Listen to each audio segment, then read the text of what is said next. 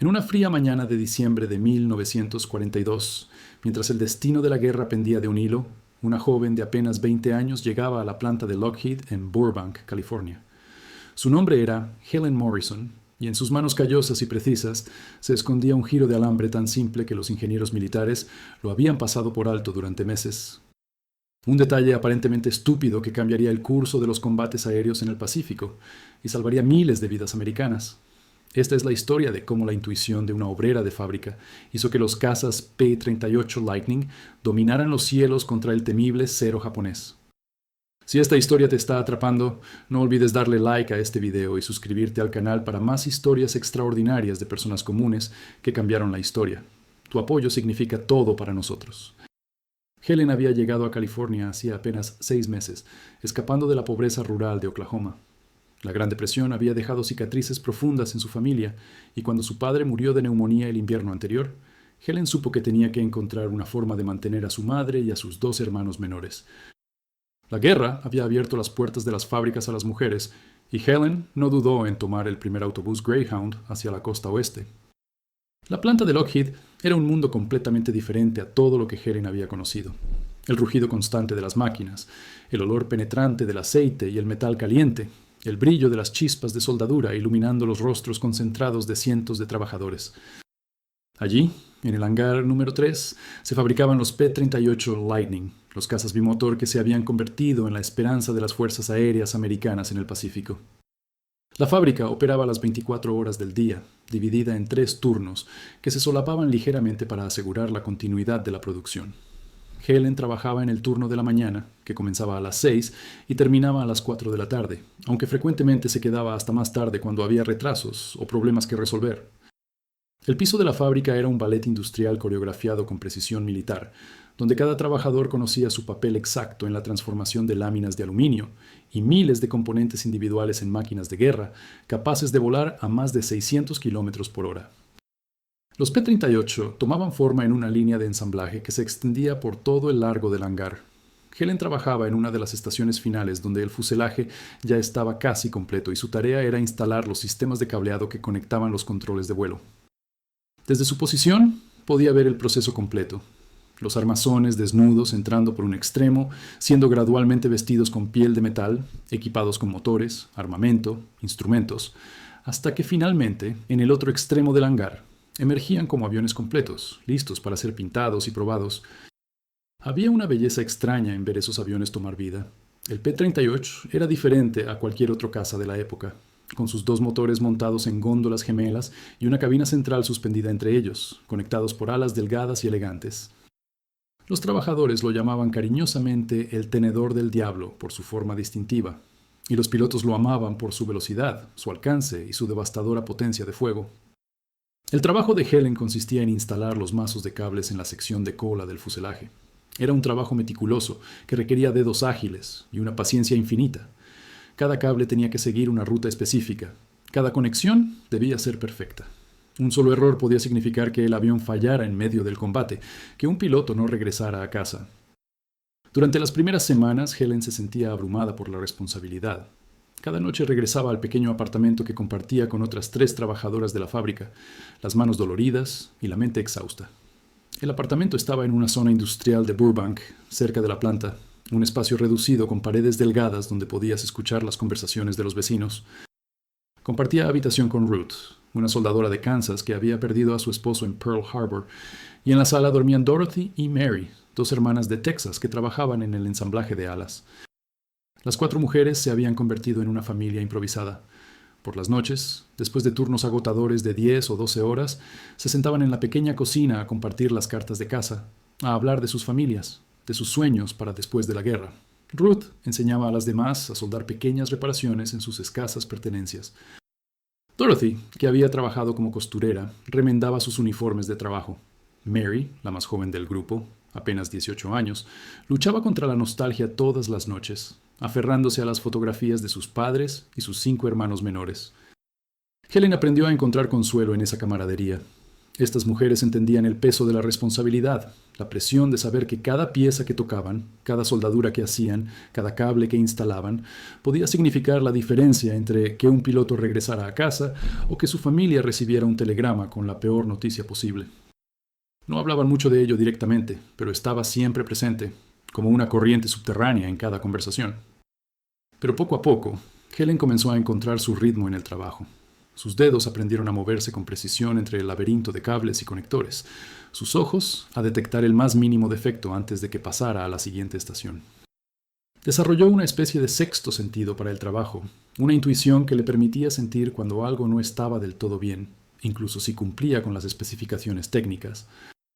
Fue en marzo de 1943 cuando Helen comenzó a notar algo extraño. Los pilotos que visitaban la fábrica, muchos de ellos recién llegados del frente del Pacífico, hablaban con admiración del P-38, de su velocidad y potencia de fuego. Pero también mencionaban un problema recurrente. En combates cerrados con los Zero japoneses, algunos P-38 sufrían fallos inexplicables en los controles de vuelo durante maniobras extremas. Un día, durante el almuerzo en el comedor de la fábrica, Helen escuchó a un grupo de ingenieros discutir acaloradamente sobre estos fallos. Hablaban de revisiones de diseño, de modificaciones estructurales, de pruebas exhaustivas que no revelaban nada concluyente. Los Zero japoneses eran increíblemente maniobrables, y en el combate de giros cerrados, algunos P-38 parecían perder temporalmente la respuesta en los controles. Helen no dijo nada ese día. Era solo una obrera de línea, y los ingenieros eran hombres con títulos universitarios y años de experiencia. ¿Quién era ella para opinar sobre problemas técnicos complejos? Pero esa noche, acostada en su estrecha cama, no podía dejar de pensar en ello. Conocía cada centímetro de esos cables, cada punto de conexión, cada ruta que seguían a través del fuselaje. Al día siguiente, durante su turno, Helen observó con más atención. Cuando el avión en el que trabajaba realizó las pruebas de sistemas antes de pasar a la siguiente fase, ella prestó especial atención a los cables de control que conectaban los pedales del timón con las superficies de cola. Había algo que le llamaba la atención, una ligera tensión en uno de los puntos donde el mazo de cables hacía una curva cerrada cerca del bastidor estructural. Durante las siguientes semanas, Helen comenzó a llevar un pequeño cuaderno donde anotaba sus observaciones. Notó que en varios aviones, cuando el cableado pasaba por ciertas secciones donde podría estar sometido a fuerzas G extremas durante maniobras violentas, no había suficiente holgura. Los cables estaban instalados según las especificaciones, pero esas especificaciones no habían considerado completamente las fuerzas reales que experimentaría el avión en combate aéreo. El problema no era obvio en tierra, ni siquiera en vuelos de prueba normales. Solo se manifestaría en las condiciones extremas de un combate real, cuando el piloto empujara el avión al límite, cuando cada segundo de respuesta de los controles significaba la diferencia entre la vida y la muerte. Helen sabía que tenía que decir algo, pero el miedo la paralizaba.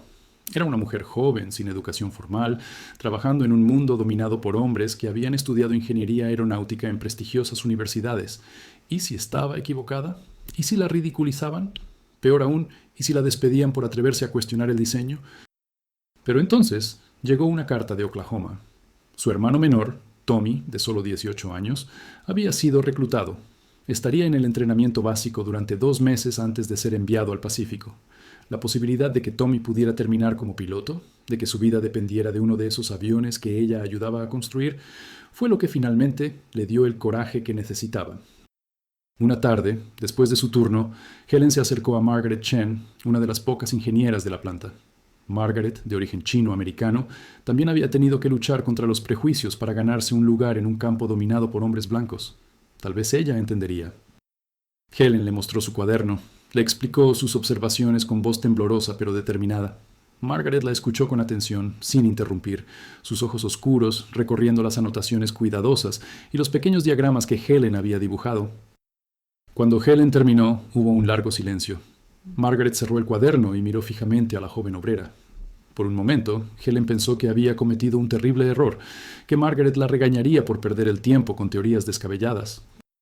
Pero entonces Margaret sonrió. No era una sonrisa condescendiente, sino de reconocimiento genuino. Le dijo a Helen que sus observaciones eran notables, que mostraban una comprensión intuitiva de la mecánica que muchos ingenieros tardarían años en desarrollar. Pero también le advirtió que el camino para que alguien como Helen fuera escuchada sería difícil. Margaret prometió ayudarla. Durante las siguientes semanas trabajaron juntas después de sus turnos, revisando los planos, realizando cálculos, documentando cada detalle. Margaret usó su posición para solicitar acceso a los reportes de incidentes de combate, y ahí estaba. Múltiples reportes de pilotos que mencionaban pérdida temporal de respuesta en los controles durante maniobras de combate extremas, especialmente en giros cerrados a alta velocidad. Las sesiones de trabajo entre Helen y Margaret se convirtieron en algo extraordinario.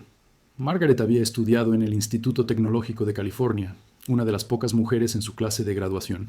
Había enfrentado discriminación constante, profesores que cuestionaban su presencia, compañeros que la excluían de grupos de estudio. Pero Margaret tenía algo que muchos ingenieros carecían: la humildad para reconocer que el conocimiento teórico no era suficiente, que había sabiduría en la experiencia práctica que ningún libro de texto podía enseñar. Juntas, Helen y Margaret formaban un equipo perfecto. Helen aportaba su conocimiento íntimo del proceso de instalación, su comprensión visceral de cómo se comportaban los cables bajo tensión, mientras Margaret traducía esas observaciones en lenguaje técnico, en cálculos de esfuerzo y deformación, en diagramas que los ingenieros superiores pudieran entender. Trabajaban en una pequeña oficina prestada, con planos desplegados sobre una mesa tambaleante, una calculadora de escritorio que Margaret había conseguido prestada, y tazas de café que se enfriaban mientras se perdían en discusiones técnicas. Margaret le enseñó a Helen a leer los planos de ingeniería, a entender los símbolos y convenciones que representaban las 3 dimensiones del avión en el papel bidimensional. Helen le enseñó a Margaret a ver más allá de las especificaciones, a considerar lo que realmente sucedía en el mundo físico, cuando las fuerzas extremas actuaban sobre materiales reales. Era una colaboración que trascendía las jerarquías formales de la fábrica, un reconocimiento de que la verdadera innovación viene de combinar diferentes tipos de conocimiento y experiencia. El problema era exactamente lo que Helen había intuido. Cuando el avión experimentaba fuerzas G extremas en ciertas direcciones, los cables de control se tensaban contra los bordes de los bastidores estructurales. Aunque estaban protegidos por gomas, la presión repetida durante maniobras violentas podía causar rozamiento y, en casos extremos, interferencia en la transmisión suave de los movimientos de control. La solución que Helen propuso era tan simple que parecía ridícula: un pequeño giro adicional en el alambre, en puntos específicos del recorrido, creando bucles de alivio que permitieran que el cable se moviera libremente incluso bajo fuerzas G extremas. No requería rediseño estructural, no añadía peso significativo, no necesitaba componentes nuevos.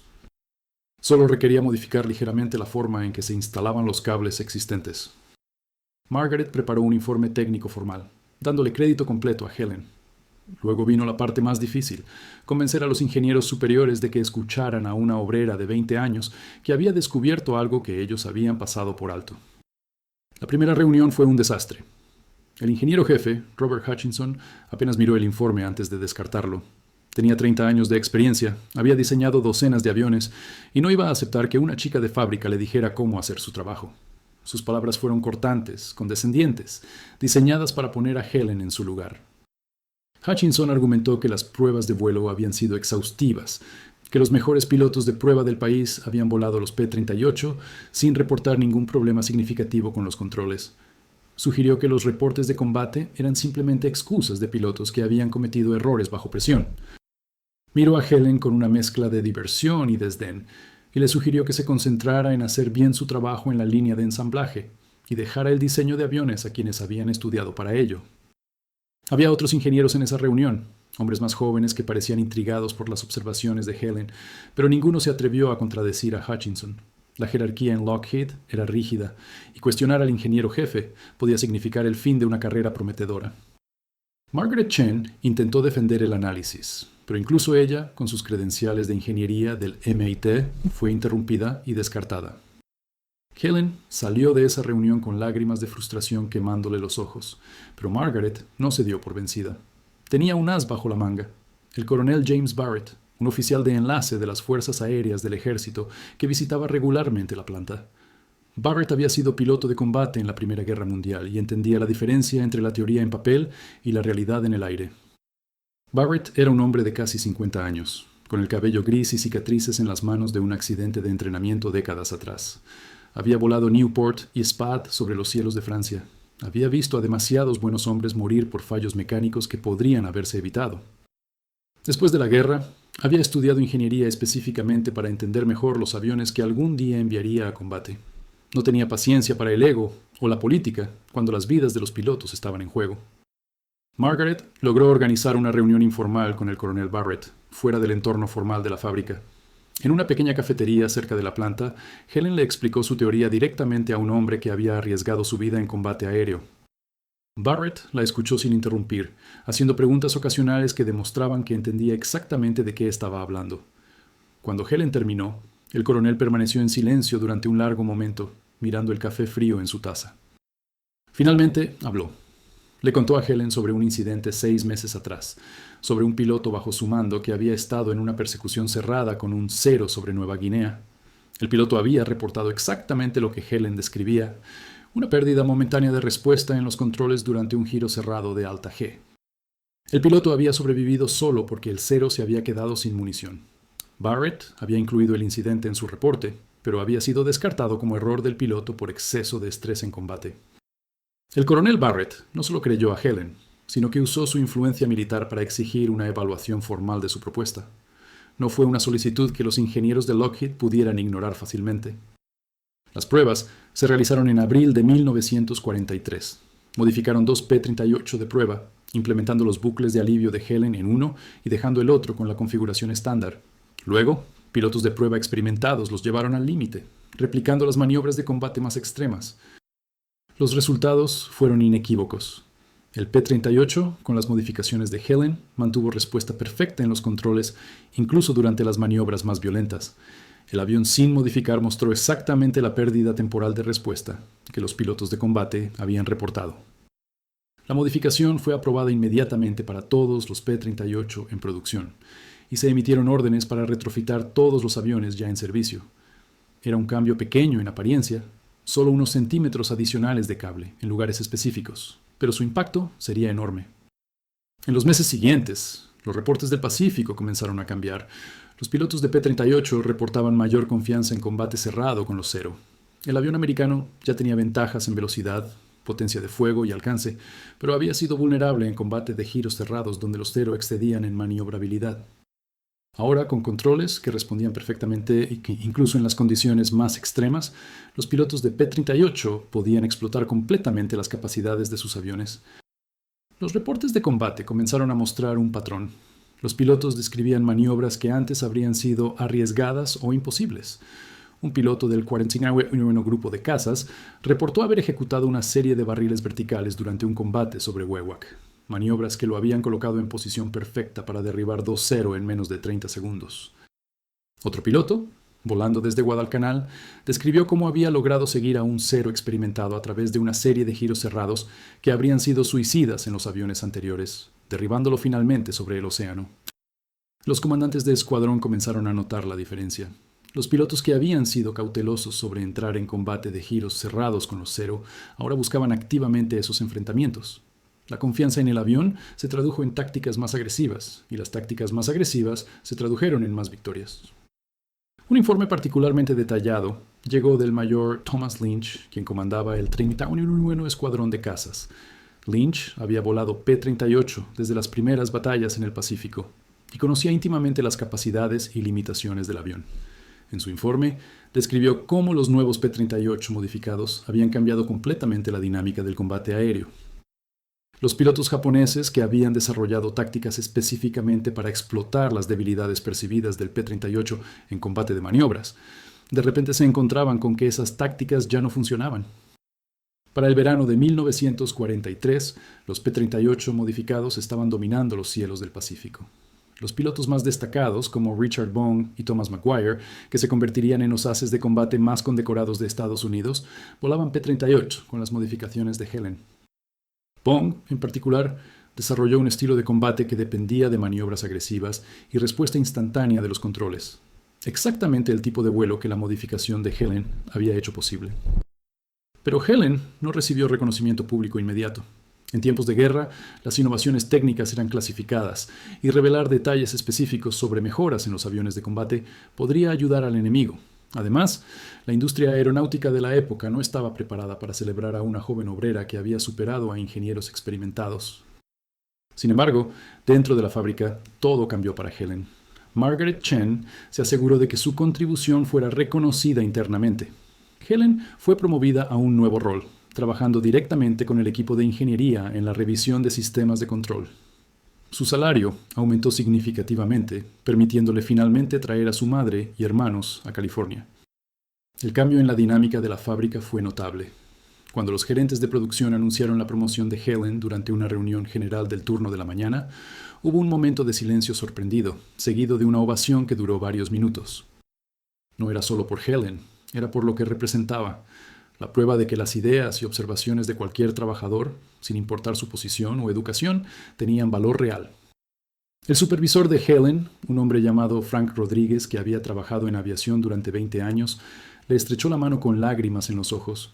Le confesó que él mismo había notado algo similar años atrás en otro proyecto, pero nunca había tenido el coraje de hablar. Le agradeció a Helen por haber sido más valiente que él. La historia de Helen se difundió rápidamente por toda la planta, pasando de turno en turno, de hangar en hangar. En el comedor durante los descansos, los trabajadores hablaban de ella con orgullo y asombro. Una joven de Oklahoma, sin título universitario, había logrado lo que parecía imposible. Había desafiado a los ingenieros senior y había demostrado que tenía razón. Era una historia inspiradora en tiempos oscuros, un recordatorio de que cada persona en esa fábrica, desde los ingenieros hasta los limpiadores, estaba contribuyendo de manera significativa al esfuerzo de guerra. Más importante aún, su ejemplo inspiró a otras trabajadoras de la fábrica a compartir sus observaciones y sugerencias. Se estableció un programa formal donde cualquier trabajador, independientemente de su posición, podía reportar problemas potenciales o proponer mejoras. Margaret Chen fue puesta a cargo del programa y Helen se convirtió en su asistente principal. Los resultados fueron extraordinarios. En los primeros 6 meses del programa, se recibieron más de 200 sugerencias. Aunque no todas fueron implementadas, al menos 30 mejoras significativas surgieron directamente de las observaciones de trabajadores de línea. Un mecánico notó que cierta secuencia de ensamblaje en los motores podía simplificarse, reduciendo el tiempo de instalación en casi 20 minutos por avión. Una soldadora observó que reordenar ciertas estaciones de trabajo podría reducir el movimiento innecesario de componentes pesados, mejorando tanto la eficiencia como la seguridad. Una de las sugerencias más impactantes vino de una remachadora llamada Sarah Chen, sin relación con Margaret. Sarah había notado que la vibración durante ciertas operaciones de remachado podía aflojar conexiones eléctricas cercanas si no se aseguraban con un método específico. Su observación llevó a una modificación en el proceso que previno múltiples fallos potenciales en el campo. Varias otras modificaciones importantes surgieron de este programa, mejorando no solo el P-38, sino también otros aviones en producción. La planta de Lockheed se convirtió en un modelo de colaboración entre trabajadores e ingenieros, un ejemplo que otras fábricas de defensa comenzaron a imitar. El programa se llamó oficialmente Iniciativa de Mejora Continua, pero en el piso de la fábrica todos lo conocían como el Programa Morrison. Ruth, la compañera de apartamento de Helen, propuso una modificación en el proceso de soldadura de las uniones del ala que reducía el tiempo de producción en un 15% sin comprometer la integridad estructural. Dorothy sugirió un cambio en la secuencia de instalación de ciertos componentes que hacía el trabajo más ergonómico y reducía la fatiga de los trabajadores, lo que a su vez disminuía los errores. Lo más notable fue una observación de Mary, la más joven del grupo. Había notado que las cubiertas de acceso en ciertas secciones del fuselaje eran difíciles de abrir en el campo, lo que dificultaba el mantenimiento en las condiciones primitivas de las bases avanzadas del Pacífico. Su sugerencia de rediseñar los cierres para que fueran más accesibles fue implementada y resultó en una reducción significativa del tiempo de mantenimiento en las bases de combate, manteniendo más aviones operativos por más tiempo. Helen se convirtió en mentora de estas mujeres y de docenas de otros trabajadores que habían sido ignorados o intimidados por la jerarquía formal de ingenieros. Estableció reuniones semanales informales durante la hora del almuerzo donde cualquiera podía presentar ideas o discutir problemas que habían observado. Margaret asistía a estas reuniones prestando su experiencia técnica para ayudar a desarrollar las ideas prometedoras.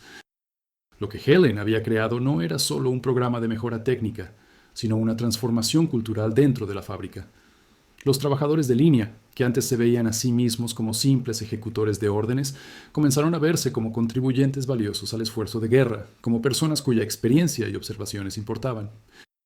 La moral mejoró notablemente y con ella la calidad y velocidad de producción.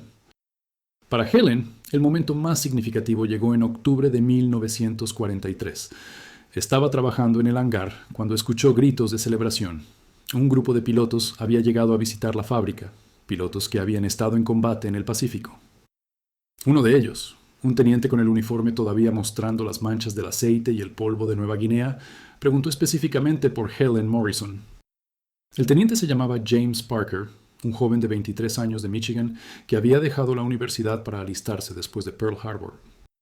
Su rostro mostraba las marcas del combate, una cicatriz reciente sobre la ceja izquierda, producto de esquirlas cuando su cabina fue alcanzada por fuego antiaéreo, y esa mirada particular que desarrollan los hombres que han visto demasiado, demasiado pronto.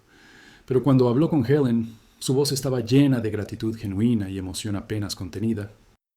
El teniente le contó que había estado en una pelea de perros sobre Rabaul 2 semanas antes, perseguido por 3-0 en un combate que lo había llevado al límite absoluto de lo que su P-38 podía hacer. Había agotado su munición intentando derribar a un bombardero japonés y se encontraba en una situación desesperada, 3 cazas enemigos sobre él y el océano a miles de metros debajo. En un momento crítico, había ejecutado una maniobra de giro cerrado que habría sido imposible en los aviones antiguos, una maniobra que le permitió posicionarse detrás de uno de los Zero y derribarlo con sus últimas ráfagas. Los controles habían respondido perfectamente, incluso cuando las fuerzas G lo presionaban contra su asiento con una fuerza que hacía difícil respirar. Parker no estaba solo. Con él había venido el capitán Robert Chen, sin relación con Margaret, pero también de ascendencia china, quien añadió su propia historia. Chen había estado en una misión de escolta sobre el Golfo de Huon cuando su formación fue interceptada por más de 20-0. En el combate caótico que siguió, Chen había tenido que ejecutar maniobras evasivas extremas, girando y virando en un ballet mortal donde cada segundo contaba. Su P-38 había respondido como una extensión de su propia voluntad, permitiéndole sobrevivir a un combate donde las probabilidades estaban completamente en su contra. Los 2 pilotos no eran casos aislados. En los meses siguientes, más pilotos visitaron la fábrica, cada uno con su propia historia de cómo la modificación había marcado la diferencia. Había un teniente que había sobrevivido a un ataque sorpresa cerca de las Islas Salomón, ejecutando un giro vertical imposible que le permitió escapar. Había un capitán que había derribado 4-0 en un solo combate sobre Nueva Bretaña, cada derribo posible solo porque sus controles respondían perfectamente en las maniobras más violentas. El teniente le dijo que su comandante le había contado sobre la modificación, sobre la joven que había descubierto el problema que los ingenieros habían pasado por alto. Le dijo que le debía su vida, que cada piloto de P-38 en el Pacífico le debía algo. Helen no pudo contener las lágrimas. Todas las dudas, todos los momentos de miedo, toda la lucha para ser escuchada, todo valió la pena en ese momento. No había hecho esto por reconocimiento o gloria. Lo había hecho porque era lo correcto. Porque las vidas de hombres como su hermano Tommy dependían de que esos aviones funcionaran perfectamente. Margaret Chen estaba allí ese día, observando desde el fondo del hangar. Había arriesgado su propia carrera al apoyar a Helen, al insistir en que se escuchara a una obrera sin títulos formales. Pero Margaret sabía algo que muchos en la industria tardaron años en aprender. El genio y la intuición no respetan credenciales académicas, y a veces las personas más cercanas al trabajo real son las que mejor entienden cómo mejorarlo. La guerra continuó durante 2 años más, y Helen siguió trabajando en Lockheed, contribuyendo a docenas de mejoras adicionales. Pero la modificación del cable, ese giro simple que había sido llamado estúpido por algunos ingenieros escépticos al principio, siguió siendo su legado más importante.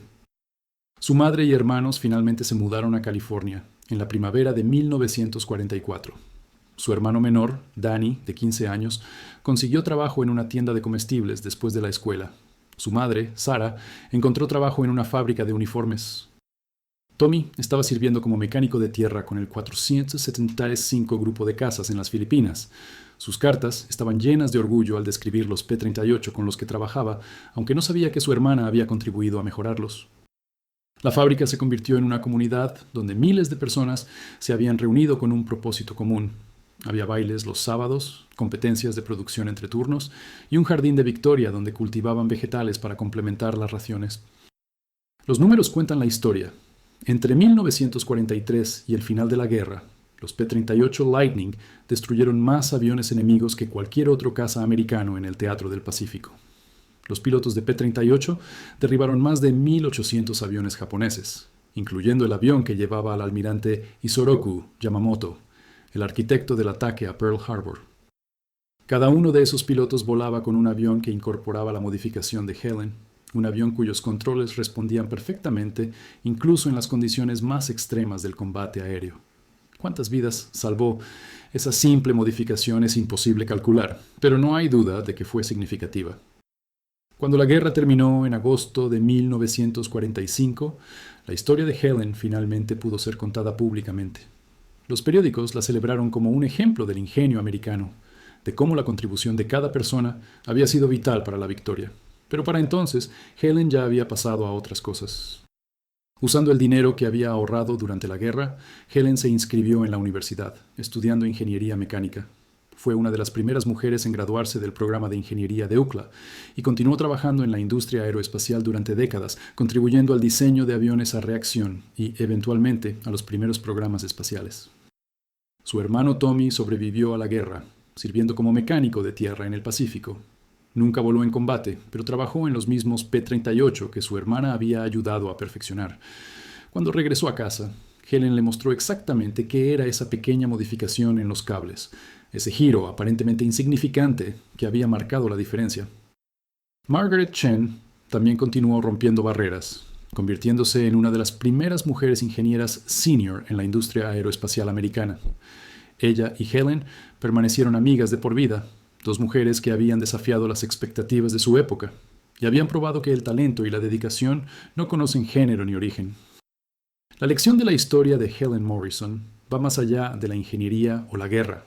Es una historia sobre el valor de escuchar todas las voces, sobre cómo la experiencia práctica puede complementar la educación formal, sobre cómo las soluciones más importantes a veces vienen de los lugares más inesperados. Es también una historia sobre coraje. El coraje de hablar cuando tienes algo importante que decir, incluso cuando temes no ser escuchada. Helen podría haber guardado silencio, podría haber asumido que los ingenieros sabían mejor, que su intuición no valía nada comparada con sus títulos y experiencia. Pero eligió arriesgar la ridiculización y el rechazo porque sabía que estaba en juego algo más importante que su orgullo: las vidas de los pilotos que arriesgaban todo defendiendo su país. Durante las décadas siguientes, cada vez que Helen veía un P-38 en un museo o en un espectáculo aéreo, una sonrisa silenciosa cruzaba su rostro. Ese avión elegante y letal, con sus distintivos timones gemelos y su forma inconfundible, representaba mucho más que ingeniería brillante o poder industrial. Representaba el triunfo del ingenio humano, la importancia de la atención al detalle y el valor de una joven que se negó a quedarse callada cuando sabía que podía ayudar. El giro de alambre que Helen Morrison diseñó en 1943 nunca fue patentado, nunca llevó su nombre en los planos oficiales, pero en los archivos militares desclasificados, en los reportes de ingeniería de Lockheed y en los recuerdos de los pilotos que volaron esos aviones en combate, su contribución está documentada. Un pequeño cambio con un impacto enorme, el tipo de innovación que define la diferencia entre la victoria y la derrota. Cuando Helen Morrison falleció en 2006, a los 84 años, su obituario mencionó su larga carrera en ingeniería aeroespacial, sus contribuciones a múltiples programas importantes y sus esfuerzos pioneros abriendo camino para las mujeres en campos técnicos.